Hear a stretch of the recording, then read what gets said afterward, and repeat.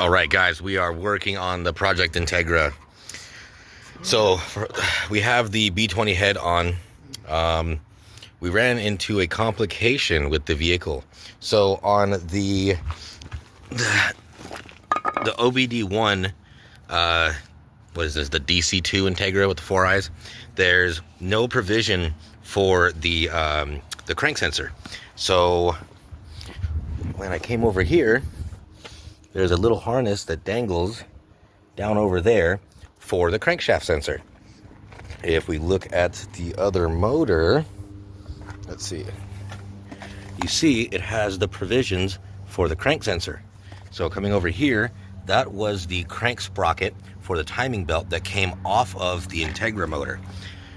And then this is the crank sprocket for the OBD2 that actually has the crankshaft speed sensor. I don't think it's actually a crankshaft sensor.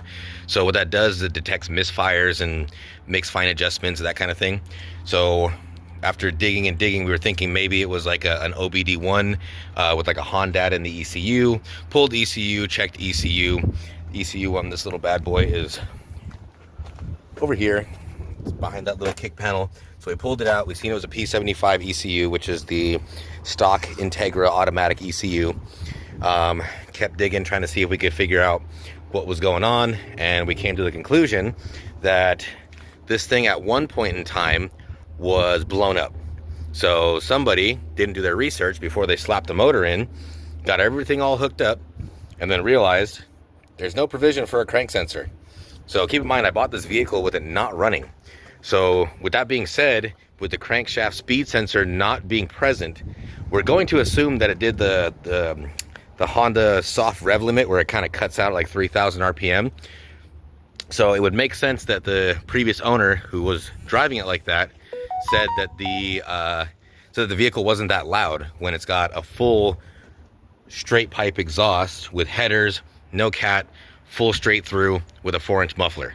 Because I was thinking that doesn't sound about right for an exhaust on a vehicle like this. But if it was only spinning to like 3,000 RPM, then that would make a lot of sense. So now we're converting over the oil pump from the B20 engine block, which thankfully the previous owner put a brand new oil pump on it. So that's good. And a brand new water pump. Double good. And an aftermarket, what appears to be a metal core oil pan gasket. So Integra's getting all kinds of goodies. And for my favorite price, free.